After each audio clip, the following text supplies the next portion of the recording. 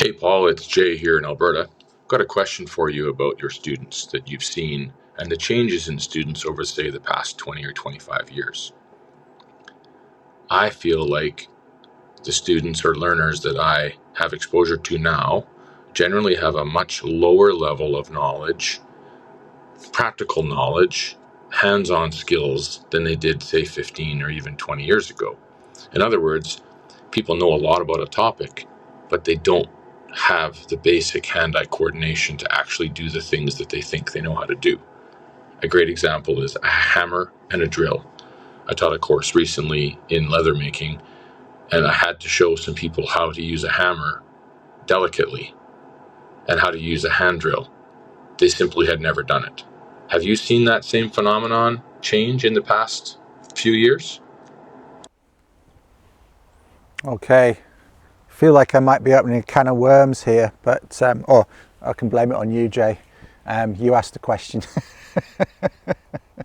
There's a number of different aspects I can think of to this. Yes, things have changed over the last 15 or 20 years.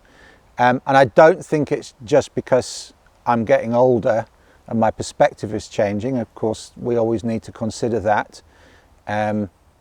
When I started teaching bushcraft, I was 30 and now I'm 52. So there's a lot of life experience there, both in teaching bushcraft and doing expeditions and just life in general, relating to people, understanding people better. That you think you know a lot when you're 30, but you realise you're still quite young when you're 30, when you get to 50. And then of course I was student on courses before that, and doing stuff in the hills and backpacking and doing trips with friends, and I've been involved in outdoor activities since I was in my teens.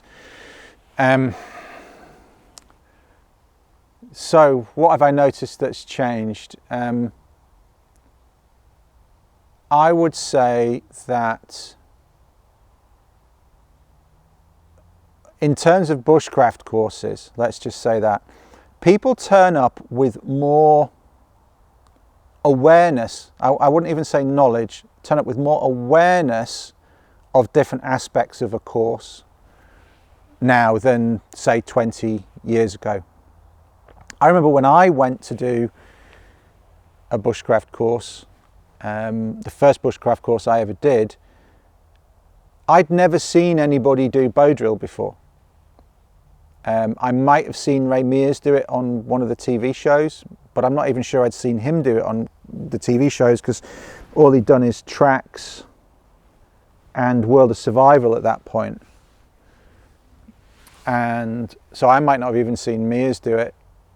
And of course this was pre-YouTube, pre-smartphones, and I had a few books on bushcraft and survival. I was aware of it as a potential, but I'd never really seen it or understood it. Whereas now you get a lot of people turning up to courses who have seen lots of different people do it, at least on video.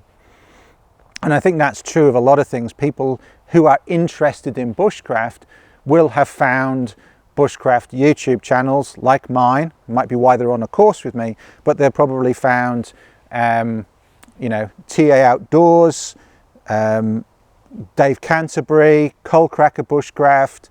I don't watch a lot of bushcraft channels, I have to say. But those channels, maybe Joe Robinette, they've kind of come into it through one of those kind of routes. And they've seen lots and lots of bits and pieces from different people. And so they're aware of a lot of things. It might be why they're on the course, because they want to learn more about those things. And that's great. They actually want to have hands-on experience. That's why they've come on a physical course. So I'm not going to criticize a student for coming on a course who hasn't already got hands-on experience, because that's why they're on the course, right? That's what I'm there to help them with. But The thing is, though, because they've got lots of different perspectives on things, some of them out of context, and that's not necessarily the fault of the videographer, it's just they've watched a bit of a video, or the students remembered a bit of a video. You sometimes have to sort of unpick some pseudo understanding of certain things that we didn't have to do 20 years ago. People kind of came more as a blank canvas, perhaps, and you could just build them from the ground up. They were still keen to learn, they were still keen to get hands-on experience, but you weren't having to kind of navigate some preconceptions, perhaps, that we now have to sometimes. That's part of what's changed. I think what's changed with particularly and again, this isn't me being old versus younger people, I just mean the people who have grown up with smartphones and Google searches just being there from day one, as opposed to those of us who remember the world when we used to have to dial a phone with a round thing that went, and we didn't have the internet and we had 2 channels of TV. Information is so immediate and attention spans are definitely shorter. Trying to hold people's attention is more difficult, particularly with younger people, or even with some older people, to be honest with you, that are fully down the rabbit hole of, you know, Instagram and YouTube shorts and whatnot. And then the other thing as well is that people don't have as much patience if they've been exposed to clicking on something and getting an answer. And I think that's only going to get worse as we've got these AI chat engines and whatnot that give us an instant answer on things, and whether it's at the top of Google, whether it's ChatGPT or the others that are coming online. And it's not so much frustration with you as an instructor when they ask a question, because I can give them an answer, you know, quickly and authoritatively. It's more frustration with themselves. If they haven't done a lot of physical skill training, or they haven't done a lot of physical skill training lately, so you see this even with, you know, 14, 50-year-old adults, never mind teenagers and, you know, people in their 20s. They struggle to find the patience to get over the difficulties of learning some skills, whether it's feather sticks, and they don't quite get the knife skills. You know, it takes some time. Like it takes some time. Doesn't mean it's not worthwhile. It's like learning. I always say it's like learning to ride a bike. You know, bow drill, feather sticks, a number of other things. It's like learning to ride a bike. It's not necessarily that easy to learn. Like, you're going to wobble around. You feel like you're never going to get it. You fall off. You bruise your knee. You scrape your knee. You go over the curb. You land in a hedge. You know, whatever. We've all had these things that we've done as kids when we were learning to ride bikes. But once you can ride a bike, it just seems really straightforward. And it's the same with other things.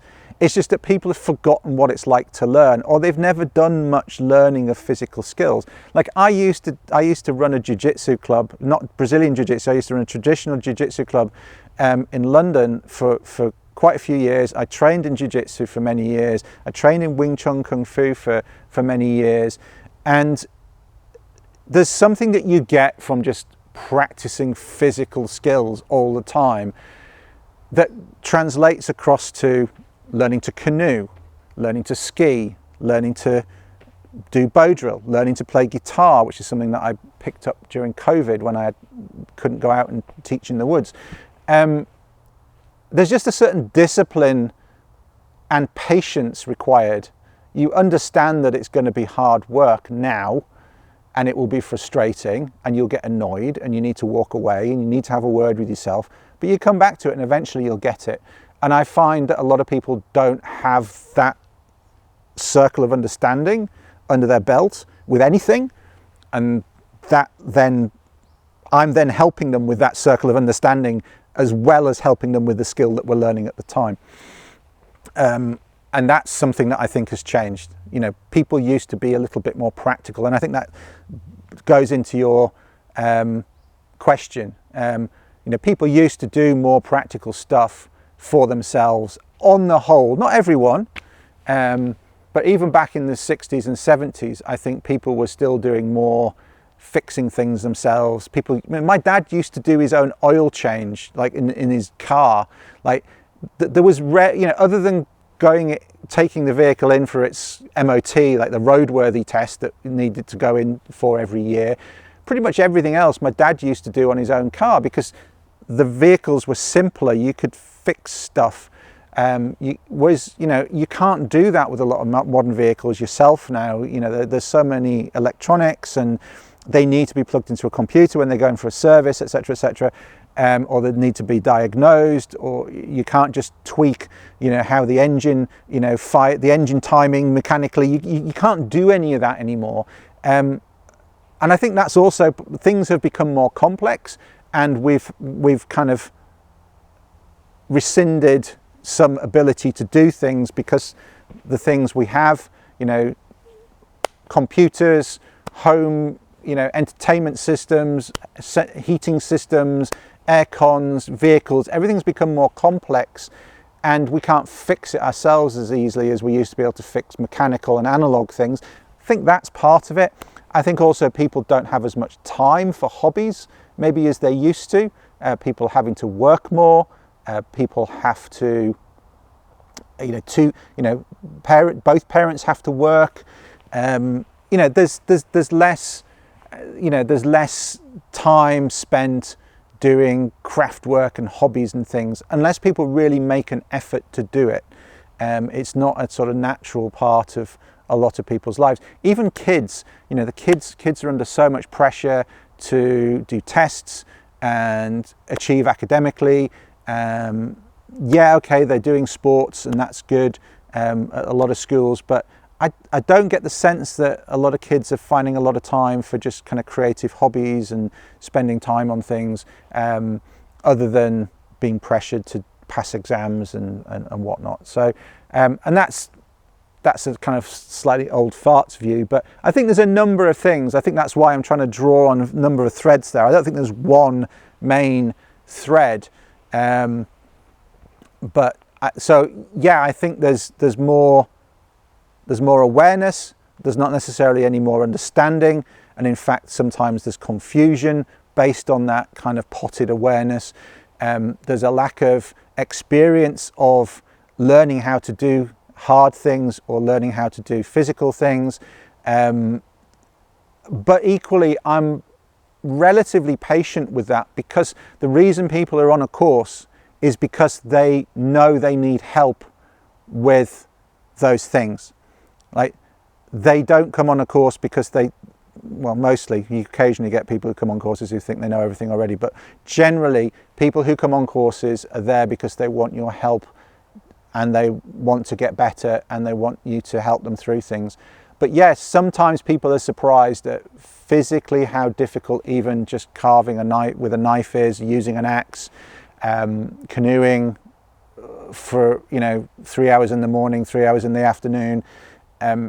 People are surprised at how physical that is, because a lot of people don't do much that's physical, and I think that's one of the things that I see as well as the other aspects, which are a lot of which are mental, knowledge-based, resilience, determination, patience, all those sorts of things. It's just, yes, people go to the gym, some people go to the gym, yes, people have done sports, but there's something else that you need for a lot of outdoor activities, which isn't necessarily, you don't get from going to the gym for 50 minutes. And certainly some people just don't have the hand and arm strength. I find the people who really take well to the woodcraft, axe skills, knife skills, are people who have some sort of other physical handicraft skill, and that's often professional. So they could be a carpenter, a plumber, they've worked on rigs, they've built fences, they operate machinery on a farm, or on a construction site. They build houses, they build walls. There's something that they do with their hands that requires some strength and coordination. They tend to be up the ladder with feather sticks, bow drill, carving with an axe, etc., quicker than people who have just been in an office using computers all day. So yeah, there's lots of factors, there's some pros, there's some cons, but fundamentally I'm very happy when someone comes to a course and wants to learn. That's my job, and I have to just accept the fact that some things have changed. We need to change the emphasis in certain parts. Some things we need to spend more time on. I find I need to spend less time introducing certain topics because people are already kind of familiar with them, but we need to spend more time doing the practical bit, which isn't the end of the world. But sometimes it's hard when you've got a group, say, of 12 people, and some people are, more physically coordinated and capable and patient than others who are further down that learning curve than the others as well. But that's your job as a leader. That's why you also have assistant instructors, so you can go and spend some time with that person. I can go and give this person some extra things to do because they've already finished that. Let's spend some time with this person so that they can catch up or get the core skill nailed. That's what we do for a living. But yeah, there are different things. And then the other thing which I would say is a big difference is not everyone, but I would say as a generalization, people in general are much more obsessed. That's probably too strong a word, but certainly more focused on equipment and kit and clothing in the bushcraft sphere than they were 20 years ago. When I went and did a bushcraft course, I had some old hiking trousers which were actually second-hand German military trousers. They would have been green originally, that had been dyed black. I'd spent $10, like about £7.50 from a military surplus store. I had my hiking boots they're the only pair of boots I had. They were the boots that I used to use for hiking in Scotland and backpacking and stuff. I had a fleece that I got free with my Kona explosive mountain bike. It was like a thin fleece, about the thickness of this fleece, but it had some Pertex sewn in. It was bright purple. I had a cagoule that I used to use for cycling. I had a flat cap that I used for hiking. I had probably the tent that I used for backpacking, and a few of the bits and pieces that I already had, and that's what I took to my bushcraft course when I went to do my bushcraft course.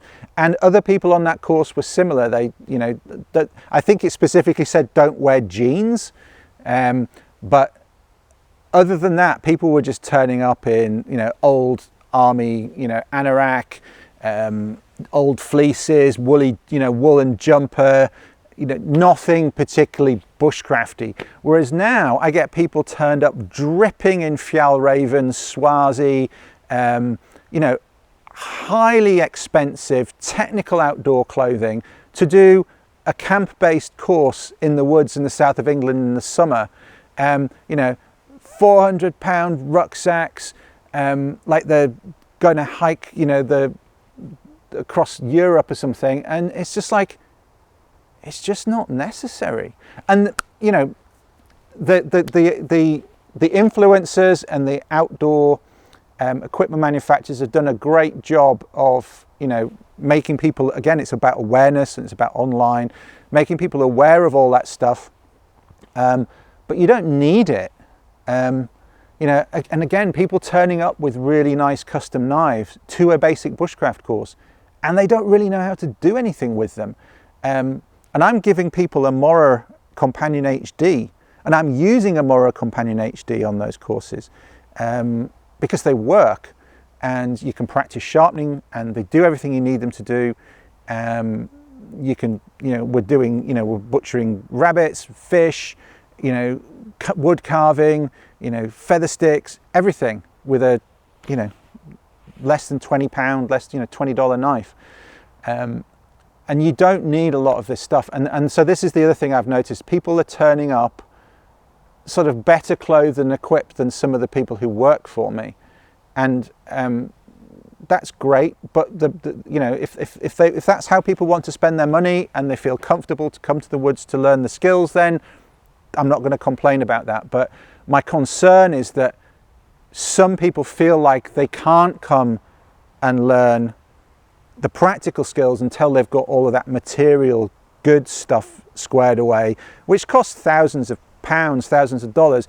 And that's a misconception. Like, I would hate for people not to come, and it's not about spending money with me rather than spending money with Fjallraven. It's not that at all. It's people not being able to come and access good instruction, whether it's with me or with anybody else that offers good instruction, because they feel like there's this hurdle of equipment that they have to jump over before they can get there, and that they can't afford it, or that they feel like when they do turn up with their second-hand trousers, their old hiking boots, their dad's waterproof jacket, and military surplus rucksack, that they're somehow less than the guy or girl who's got all the swanky G1000 and whatnot gear on. That's not what it's about. Bushcraft, at the heart of Bushcraft is a knowledge of nature. That's what Bushcraft is about. Yes, of course, we need to be able to be out in the rain so and not get hypothermic, etc., etc. We need some basic warm layers. We need a waterproof jacket. We need a tarp or a tent. But we lend people tarps and bivy bags on our courses. All you need to do is turn up with a basic sleeping mat and a sleeping bag and a waterproof jacket and some outdoor, some cargo pants and some, fleece or woolly jumpers, and you're good. Right? You are good to go. And you can get most of that from a thrift store or a military surplus store. So that's the other thing that I've really noticed. Like, back in the day, people just turned up with whatever and they got on with the course. Now, more and more people turn up looking like they've just walked out of a bushcrafter's emporium. With wax canvas backpacks, dripping in G1000 and Swazi stuff, and custom knives, and it's nice if people have got the money to spend, but equally it's not at all necessary to learn the skills, and that's my concern, that it puts some people off. So yeah, that's the other thing I've noticed, and I think that was the last question. That didn't quite end up as a rant, did it? I haven't done a rant. I think I've got a bit more chilled. I don't think I rant as much as I used to.